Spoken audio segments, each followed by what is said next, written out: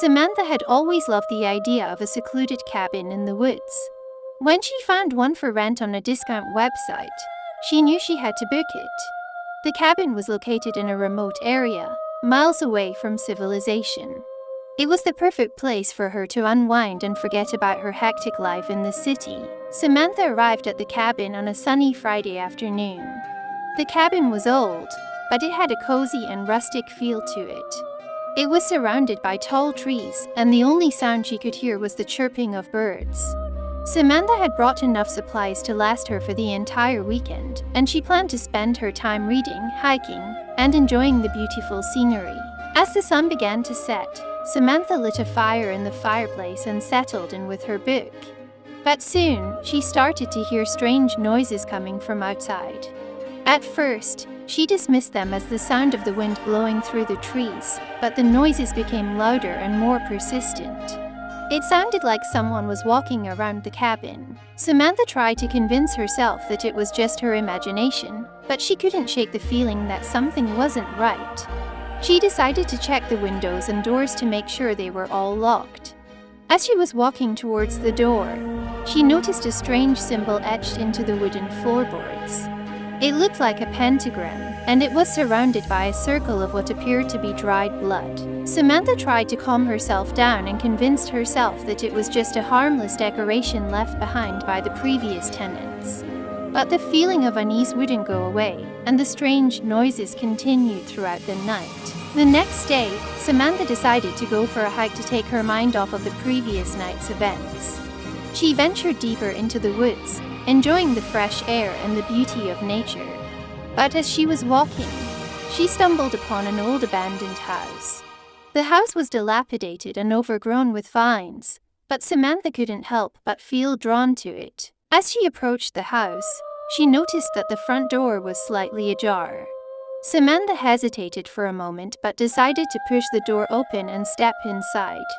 The inside of the house was just as rundown as the outside, with cobwebs and dust covering everything. As she was exploring the house, Samantha suddenly heard footsteps coming from the floor above her. She froze, not knowing what to do. The footsteps continued, and she heard a door creaking open. Samantha's heart was pounding in her chest, and she felt like she was going to be sick. She decided to investigate and slowly made her way up the creaky stairs. As she reached the top of the stairs, she saw a figure standing in the doorway of one of the rooms. The figure was tall and thin, and it was dressed in a black cloak. Samantha couldn't see its face, but she could feel its piercing stare. She tried to run, but her legs wouldn't move. The figure started to move towards her, and she could feel its cold breath on her face. Samantha woke up in her cabin, covered in sweat. It had all been a dream. But as she looked around, she noticed that the cabin was different. The walls were covered in strange symbols, and the fireplace was surrounded by candles. Samantha tried to leave the cabin, but the door was locked, and the windows were boarded up. Panic set in as Samantha realized she was trapped inside the cabin. She searched for her phone, but it was nowhere to be found. The only source of light was the dim glow from the candles. Samantha felt like she was in a nightmare and desperately wanted to wake up. As she was searching for a way out, Samantha heard a voice whispering her name. She couldn't tell where the voice was coming from, but it sounded like it was right beside her. Samantha tried to ignore it, but the voice grew louder and more insistent. "Samantha, come to us," the voice whispered. Samantha felt like she was losing her mind. She tried to remember how she had ended up in this situation, but her memory was foggy. She vaguely remembered a group of people in cloaks and hoods, chanting around her. But it all seemed like a blur, like a distant dream. Samantha realized that the only way out was to break one of the boarded-up windows. She searched for something to use as a weapon, but all she could find was a rusty old hammer. Samantha raised the hammer and hit the window with all her might. The window shattered, and she felt a glimmer of hope, but her hope was short-lived. As soon as the window broke, the cabin was filled with a chilling wind, and Samantha felt a presence in the room with her. She could hear whispers and see shadows moving in the corners of her eyes. Samantha tried to run, but her way was blocked by the figure she had seen in her dream.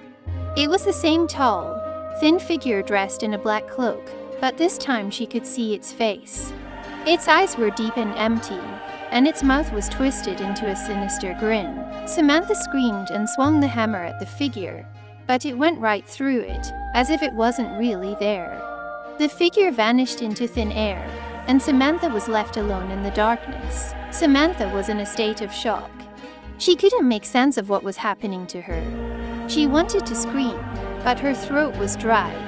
She collapsed onto the floor and buried her head in her hands, trying to find a way out of this nightmare. Suddenly, there was a knock at the door.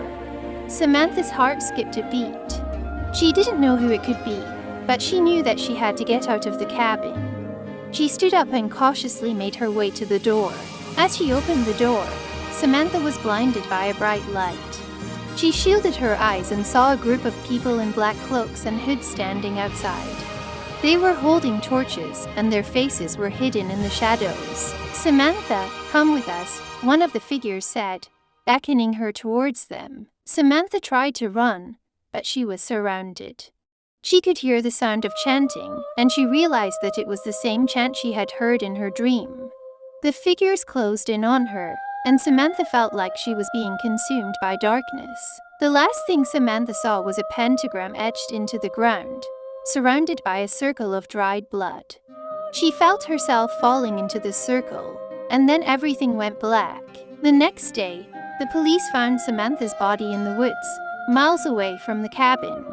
She had been brutally murdered, and her body had been arranged in a pentagram, surrounded by a circle of dried blood. The police searched the cabin, but there was no evidence of any foul play. It was as if Samantha had simply disappeared into thin air. Years later, people still talk about the cabin in the woods and the strange occurrences that took place there.